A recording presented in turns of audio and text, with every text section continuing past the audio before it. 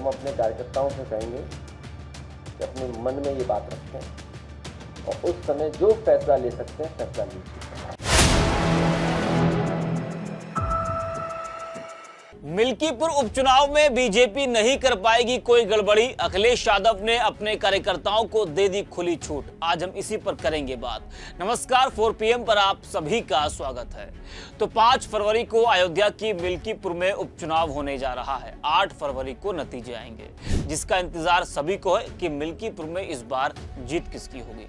अयोध्या का चुनाव बड़ा ही दिलचस्प होता है, चाहे वो लोकसभा का हो या फिर विधानसभा का, क्योंकि ये धार्मिक नगरी है। भगवान राम यहाँ विराजमान है। राम मंदिर का निर्माण भी बीजेपी के शासन में ही हुआ। वो बात अलग है कि कोर्ट के आदेश से मंदिर बना, लेकिन श्रेय बीजेपी लेती है।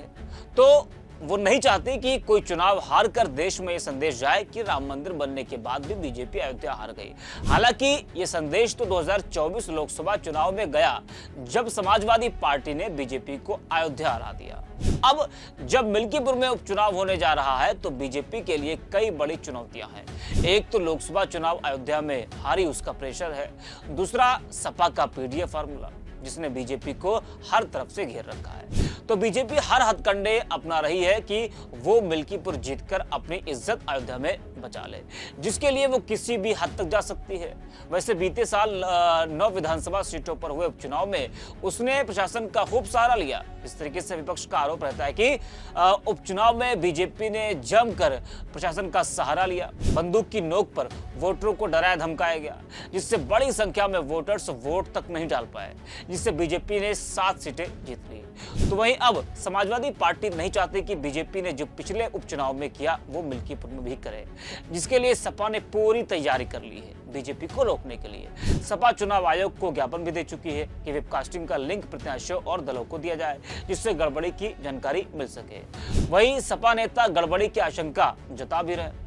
वही आपको बता दें कि सपा अध्यक्ष अखिलेश यादव ने लखनऊ में प्रेस वार्ता कर कार्यकर्ताओं को बड़ा संदेश दिया है और खुली छूट दे दी है। बता दें कि अखिलेश यादव ने कहा कि पिछले उपचुनाव में बीजेपी ने प्रशासन के साथ मिलकर गड़बड़ी की, लेकिन मिल्कीपुर में कोई गड़बड़ी नहीं होने देंगे। अखिलेश ने कहा कि मिल्कीपुर चुनाव में गन पॉइंट पर गड़बड़ की गई तो मैं अपने कार्यकर्ताओं से कहूंगा उस समय जो फैसला ले सकते हैं ले लें। जी हाँ, तो अखिलेश यादव ने ये बहुत बड़ी बात कही है और अपने कार्यकर्ताओं को पूरी छूट दे दी है कि अगर कोई गड़बड़ी की गई तो मैं अपने कार्यकर्ताओं से कहूंगा कि उस समय जो फैसला लेना चाहे वो फैसला ले सकते हैं। क्योंकि देखिए, समाजवादी पार्टी इंडिया अलायंस वो ये नहीं चाहता कि जिस तरह से उपचुनाव में वो कई सीटें हारी तो अब मिल्कीपुर भी हारे, वो ये नहीं चाहती है। और ये एक सीट का संदेश बहुत दूर तक जाएगा, पूरे देश में जाएगा। और कहा तो ये भी जा रहा है कि ये सीट जो है इसका असर 27 के चुनाव पर भी पड़ेगा। अयोध्या की तमाम विधानसभाओं में तो पड़ेगा ही पड़ेगा, बल्कि उत्तर प्रदेश में भी इसका असर देखने को 27 में मिल सकता है। इस वजह से समाजवादी पार्टी पूरी तरीके से सतर्क है कि वो सीट जो है अपनी झोली में डालेगी और बीजेपी को वहां पर कोई गड़बड़ी नहीं करने दी जाएगी। जी हाँ, और इंडिया अलायंस को लेकर जो खबरें चल रही हैं, इंडिया गठबंधन टूट जाएगा, उसको लेकर अखिलेश यादव ने कहा कि इस बात को अपने मन में रखें। इंडिया गठबंधन मजबूत है और मजबूत रहेगा। जिस राज्य में भाजपा के खिलाफ जो क्षेत्रीय दल मजबूत है उसका साथ दिया जाना चाहिए। क्या कुछ कहा अखिलेश यादव ने, जरा वो भी सुनिए आप। मिल्कीपुर की पूरी तैयारी है। अयोध्या का चुनाव भारतीय जनता पार्टी फिर एक बार हारेगी। इसलिए हारेगी, कई अखबार टीवी चैनल यही कह रहे हैं कि समीकरण तो समाजवादी पार्टी के पक्ष में ही है।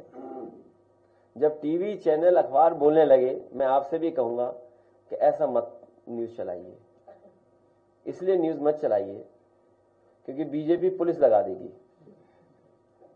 मेरी आपसे हाथ जोड़ के निवेदन है कि 7 चुनाव तो लूटे उन्होंने, इसीलिए सुप्रीम कोर्ट में भी बात चली गई है और इलेक्शन कमीशन ने भी वो डिजिटल जो रिकॉर्डिंग्स हैं, डिजिटल जो चीजें उनको देने मना कर दिया।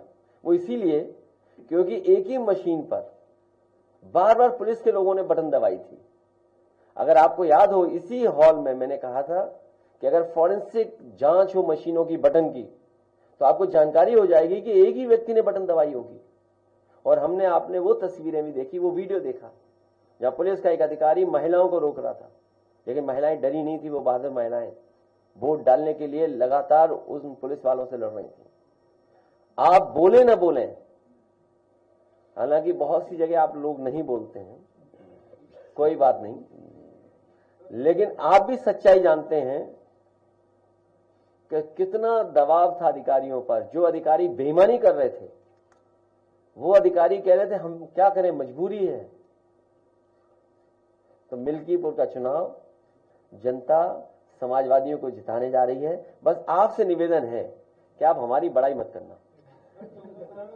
हम अपने कार्यकर्ताओं से कहेंगे कि अपने मन में ये बात रखें और उस समय जो फैसला ले सकते हैं फैसला लीजिए। तो सुना आपने किस तरह से अखिलेश यादव ने कहा कि पिछले उपचुनाव में अधिकारियों पर कितना दबाव था, लेकिन मिल्कीपुर में कोई गड़बड़ी नहीं होने देंगे, हमारे कार्यकर्ता सतर्क है। बता दें कि मिल्कीपुर में सपा ने मिल्कीपुर से सपा सांसद अवधेश प्रसाद के बेटे अजीत प्रसाद को मैदान में उतारा है। वहीं बीजेपी अभी तक अपना प्रत्याशी ही तय नहीं कर पा रही है। उसके सामने अखिलेश यादव का पीडीएफ फार्मूला चुनौती खड़ा कर रहा है। बीजेपी को समझ ही नहीं आ रहा है कि किस जाति के प्रत्याशी को वहां पर उतारा जाए। आपको बता दें कि मायावती कांग्रेस इस उपचुनाव का हिस्सा नहीं है, दोनों का फोकस दिल्ली चुनाव पर है। हालांकि कांग्रेस का समर्थन मिल्कीपुर में सपा को मिला है। बता दें कि अयोध्या की मिल्कीपुर विधानसभा सीट पर होने वाला उपचुनाव बीजेपी और समाजवादी पार्टी दोनों के लिए ही साख का चुनाव हो गया है। सपा जहां इस सीट को जीतकर बीजेपी से भगवान राम की नाराजगी की भावना को और पुख्ता करने में जुटी है, तो वहीं दूसरी तरफ लोकसभा चुनाव में अयोध्या सीट पर मिली हार से चटपटाई भाजपा मिल्कीपुर जीत को प्रतिष्ठा का सवाल मान चुकी है। भव्य राम मंदिर की प्राण प्रतिष्ठा के बाद लोकसभा चुनाव में अयोध्या सीट पर मिली हार ने भाजपा को वंचित कर दिया था। तो मिल्कीपुर सीट पर होने वाले विधानसभा उपचुनाव में बीजेपी अब कोई कसर नहीं छोड़ना चाहती। यही वजह है कि मिल्कीपुर में जातिगत समीकरण को साधने से लेकर बूथवार जीत सुनिश्चित करने के लिए प्रदेश सरकार के डिप्टी सीएम ब्रजेश पाठक, केशव प्रसाद मौर्य से लेकर तमाम जो मंत्री हैं वो इस वक्त अयोध्या का लगातार दौरा कर रहे हैं। खुद मुख्यमंत्री योगी आदित्यनाथ भी वहां पर कई बार जा चुके हैं, 5-5, 6 बार वहां का दौरा वो कर चुके हैं और कई बीजेपी के मंत्रियों को भी मिल्कीपुर में लगाया गया है। इस वीडियो में इतना ही। आप देखते रहिए 4PM।